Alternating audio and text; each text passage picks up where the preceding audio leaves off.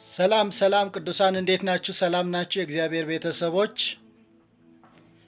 እኔ እግዚአብሔር ይመስገን ደህና ነኝ። አንድ መልእክት ላስተላልፍ ፈልጋለሁ።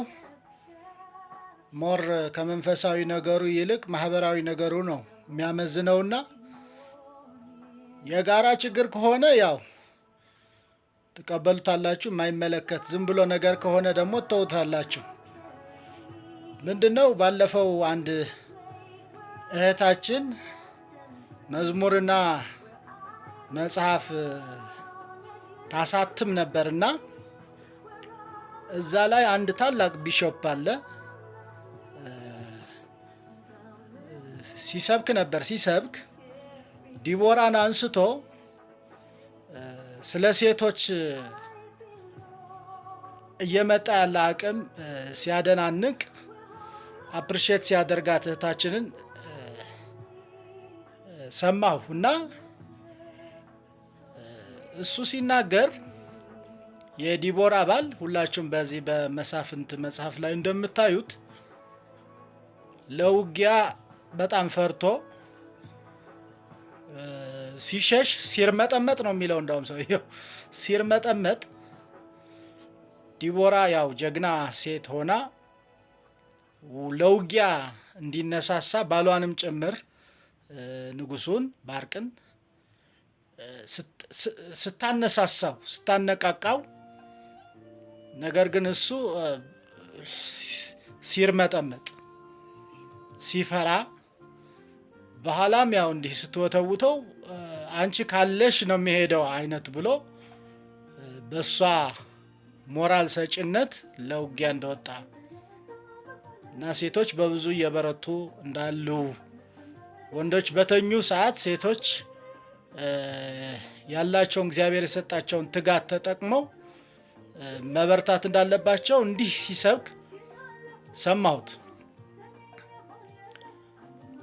ከዚያ በፊት አንድ ኮንፈረንስ ነበረ። እዛ ኮንፈረንስ ላይ ያው እሱም የትግርኛ ፕሮግራም የጋራ ህብረት የሚያደርጉበት ነውና እዛ ላይ ወንዶች ተነሱ ተባለ። ወንዶች እንዳለን ተነሳን። ሴቶቹ ለወንዶች እንዲጸልዩ፣ ምክንያቱም ወንዶች የወንድነት ይሄ ራስ የተባሉበትን ሚስጥር ሁሉ መፈጸም እንዳልቻሉ፣ አቅም በብዙ ነገር እያጠራቸው እንዳለ፣ ጸሎት እንደሚያስፈልገው፣ ወንድ አባቱን መምሰል እንዳቃተው፣ ቤቱን መምራት ሁሉ እንዳቃተው፣ በሌላ አነጋገር የወንድ አልጫ እየበዛን እንደመጣ፣ የቴክኖሎጂው ይሁን ስልጣኔው አይታወቅም፣ ራሱን ተኳኩሎ ራሱን እየተቀባባ በመስተዋት ላይ የሚያሳልፈው ጊዜ፣ ቤት ለቤት ያለው መርመጥመጥ፣ እሱሱ እንደገና ነገር። እኔ ደግሞ ያየሁት ሴቷ እኮ ጥላው ሄዳለች፣ እሱ ግን ወገቡ ታጥቆ እንተያያለን ምናምን የሚል ወንድ እየበዛ ብዙ ነገር ዝም ብላችሁ ስታዩት አሁን በየበርጫ ቤቱ፣ በየጫት ቤቱ፣ በየመጠጥ ቤቱ ቁጭ ብሎ ሚስቱን ሲወጭቅ የሚያምሽ አባወራ። እውነት ግን ወንዶች ይሄን ልብ ብላችሁታል? እኔ ሰውየው ሲናገር ነው ስለ ዲቦራ አንስቶ በሚያወራ ሰዓት የባሏ መርመጥመጥ፣ የወንዶች አቅማችን ምን ሰለበው? ምንድነው ሞራላችን የወሰደው? ብዙ ወንድ አይነው አላችሁ በጣም ጠንካራ ሞዴል የምትሆኑ ለብዙ የምትቆረሱ ወንድሞች እንዳላችሁ ስቻ አይደለም። አይዞይ ለዛ ነው መጀመሪያም ቢሆን ይሄ የሚመለከተው ይውሰድ ያልኩት፣ ራሴን ጨምሮ ማየት ያለብን እንድናይ ነው። እኔ ወጣ ያለ ነገሩ ምንድነው? ወንድ የት አለ ሞራሉ? የት አለ አቅሙ? የት አለ ወንዳወንድነቱ? የት አለ አባቱን መምሰሉ? የት አለ ጀግንነቱ? የት አለ ሞራሉ? ብዙ ወንዶች በቃ ተሰልበዋል። ሞራላቸው ዝም ብሎ በፊት እህቶቻችን ላይ የምናያቸው ካራክተሮች የብዙ ወንዶች መለያ ሆነዋል እና በዚህ አጋጣሚ ለወንድ ብቻ አይሆንም። እህቶቻችን፣ ወንድሞች ያላችሁ፣ ባል ያላችሁ፣ ያው ባልም ወንድም እንኳን ባይኖራችሁ ለአባቶቻችሁ ጸልዩልን። እውነት ክርስቶስ የወንድ ራስ ነው የተባለው አይደለ? ከዛ ደግሞ እንግዲህ በብዙ ነገር ሮል ሞዴል መሆን ያለበት ወንድ ነበረ። ለሚስት ለልጆች ትልቅ መሪ መሆን ያለበትና የመሪነት አቅም ወንድ ኦልሬዲ አጥተዋል። ብዙ እህቶቻችንም አባታቸው የሚመስል ወንድ እየተቸገሩ ነው ያሉት፣ እያጡ ነው ያሉት እና ወንዶች ጸሎት ያስፈልገናል። እውነት ለመናገር ከብዙ ነገር የሚሸሽም የሚታየው ከሰፈርም ከቤተ ክርስቲያን መሄድ ይፈራል አንዳንድ ወንድ። አሁን ሰሙኑ የሆነ የሚያሰጋ ምናምን ሁኔታው ጥሩ ላይሆን ይችላል አይደለም? እና ከቤተ ክርስቲያን መጥፋት መፍትሄ ነው? እስቲል አንዳንዱ በፍርሃት ከቤቱ አይወጣም። ትጋቱ ተነጥቋል፣ አቅሙ ሞራሉ አጥቷል። እና እስቲ ራሳችሁ እዩት። ወንድ ሞዴል መሆን አለበት፣ አርአያ መሆን አለበት፣ ራስ መሆን አለበት ሲባል በጣም የሚጫን መሆን አለበት፣ በጣም ዲክታተር መሆን አለበት፣ በጣም የሆነ ነገር መሆን አለበት እያልኩ አይደለም።